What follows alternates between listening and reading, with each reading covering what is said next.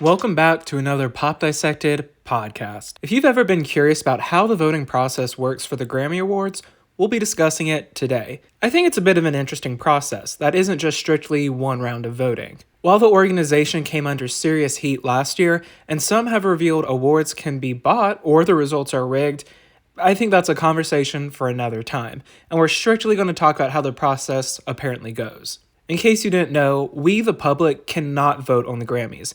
Unlike shows such as the Billboard and American Music Awards, in which certain categories are eligible for the public to vote in. The only people who can vote for the Grammys are official members of the Recording Academy. But who are these members? The Recording Academy members are composed of two types of members, professional and student. A professional member can be an artist themselves, a producer, or musician. These professional members are the ones that have direct contributions in the creation of music. Student members are the ones that are shadowing or studying under the Academy to hopefully become an industry professional. Students aside, the award recipient for a Grammy is more or less essentially determined by an artist's peers or colleagues within the industry. To even be nominated for a Grammy, an artist must have their work submitted by a Recording Academy member. Their music can also be submitted by registered media companies. Important to note, to be nominated and or win, an artist themselves does not have to be a member of the Recording Academy. So let's break this down.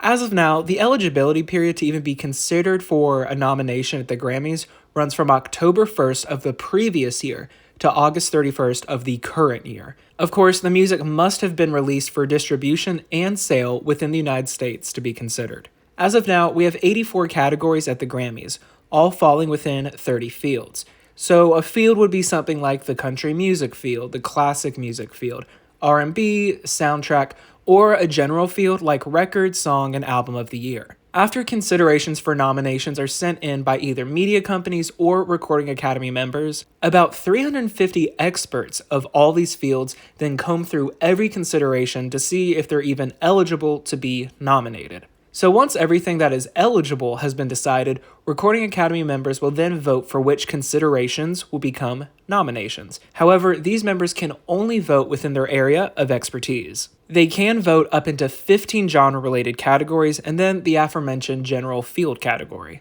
These results will then determine the nominees of the Grammy Awards. After that is done, the Recording Academy will vote once more as the award show approaches. Again, the same 15 genre vote limit applies, as does the general field one. This determines the winners of the Grammy Awards.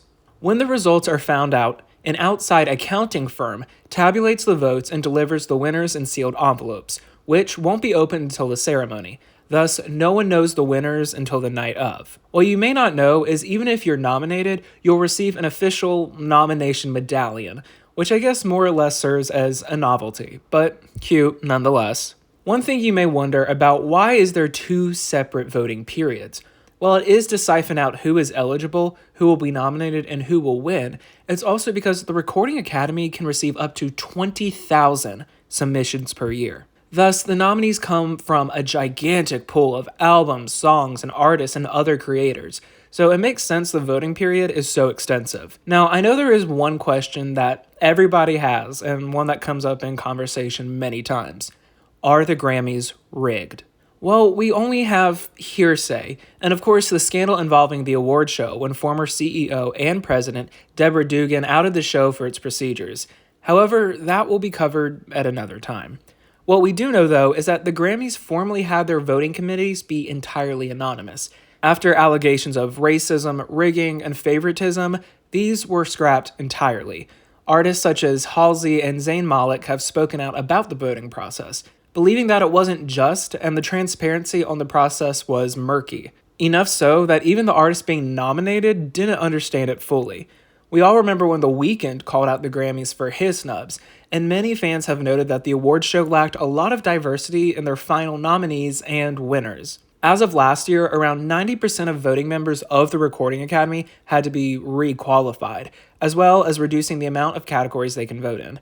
What that number is, which would be down from the aforementioned 15 categories, has not been revealed from what I found. My take on it is that there is absolutely something going on behind the scenes.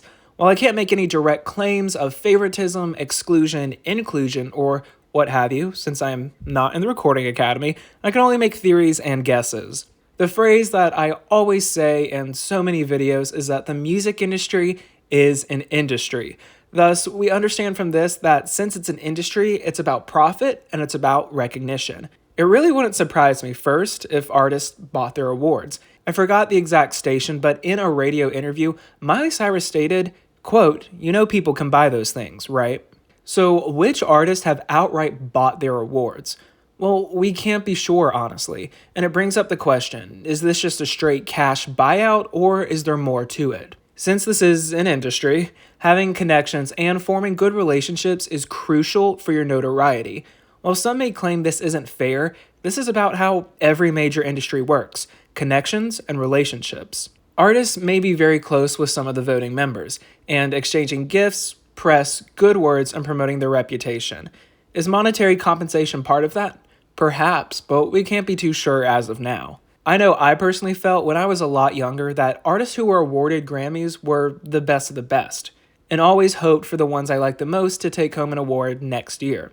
Now, I don't particularly find any award show validates an artist's success, talent, performance, or relevance. However, I did used to believe an award correlated to all these things. Is that to say these award shows don't have merit anymore, and an artist shouldn't feel proud of their accomplishments? No way. But with the Grammys in particular being called out this way, it makes me wonder a lot. But what do you think? Do you think the Grammys are still legitimate, and have they ever been? Are there any artists who haven't won that you believe are being personally snubbed by the committee? And who do you think has won a Grammy or Grammys that didn't really earn them? Let's talk about it in the comments. Thank you so much for listening, everybody. I'd like to take a moment to shout out my channel members, Daniel Barron, Skyhawker, Steven, David Vosmediano, and Carl Dillinson. If you'd like to help decide future video topics and receive a special name and comment badge, then I'd love to have you as a channel member. I'll see you all next time.